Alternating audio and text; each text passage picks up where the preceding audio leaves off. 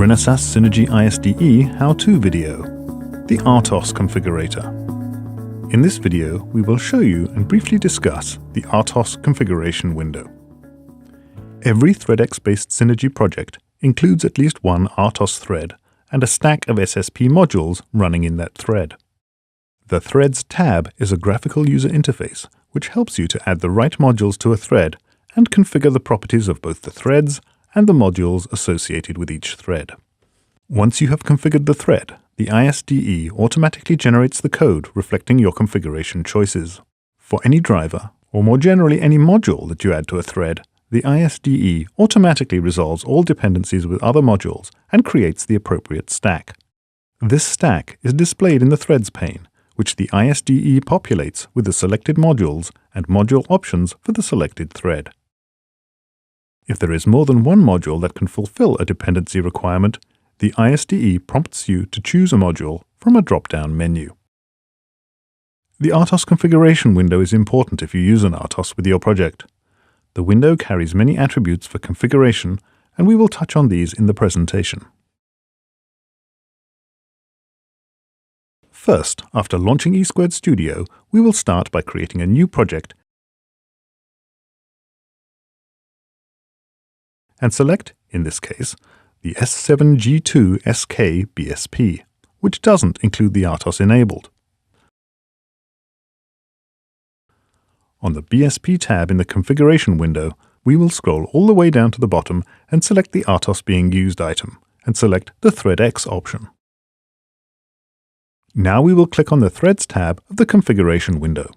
This is the RTOS configuration window.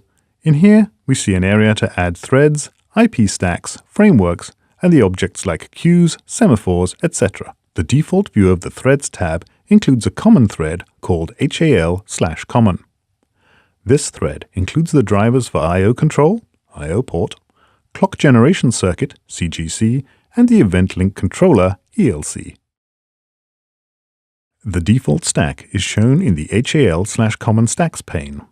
The default modules added to the HAL/common thread are special, in that the SSP only requires a single instance of each, which the ISD then includes in every user-defined thread by default. In applications that do not use an RTOS or run outside of the RTOS, the HAL/common thread becomes the default location where you can add additional drivers to your application. The Threads tab also includes dependency checking.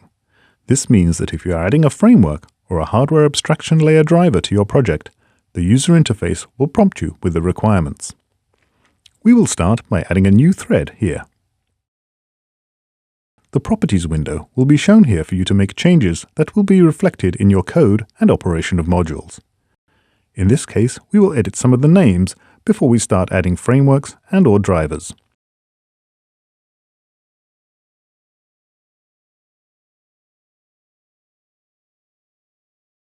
We will add the GUIX on GX. In many cases, when you add a framework and it has other dependencies, they will be automatically brought in. As in this case, you can see many items are added. As you can see here, if there is an issue that needs to be manually resolved or configured, you will see red text in the Modules box.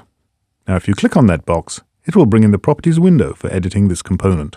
If you move your cursor away from this component and then move it back over the component, you will see a pop-up that lets you know what needs to be changed.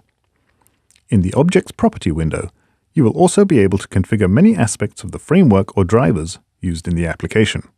We can add drivers and other frameworks at any time during the creation of our project. Thank you for watching this video, and we hope it has provided the information that will help you use the RTOS configurator. We suggest that you watch the videos on the Messaging Framework Configurator and adding XOS sources to a project.